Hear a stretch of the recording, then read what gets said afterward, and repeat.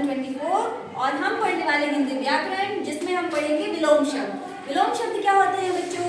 जब दो शब्द आपस में विपरीत अर्थ या उल्टा अर्थ बताते हैं तो उन्हें कहते हैं विलोम शब्द। जैसे कि किसी चीज का उल्टा, जैसे हम आगे खड़े हैं और कोई एकदम पीछे खड़ा है, तो दोनों एक दूसरे के उल्टे हुए ना।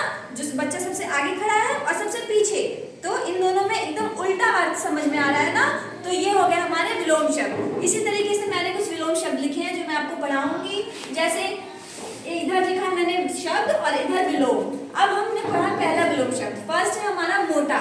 मोटा का उल्टा क्या होगा? पतला। कोई बच्चा है बहुत मोटा है और कोई बच्चा है जो बहुत पतला है, तो दोनों उल्टे हो गए ना, दोनों एक दूसरे के अपोजिट हो गए। इसी तरीके से रात और दिन, रात और दिन एक दूसरे के अपोजिट होते हैं। क्यों?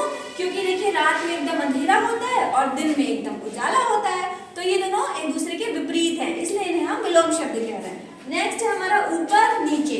अब कोई बच्चा ऊपर खड़ा है तो वो सबसे टॉप पे है, और कोई नीचे खड़ा है तो वो फ्लोर पे है, वो जमीन पे है, तो ये दोनों आपस में विपरीत हो गए क्योंकि वो दोनों अपोजिट्स है। डायरेक्शन में भी अपोजिट है और अर्थ में भी विलोम है।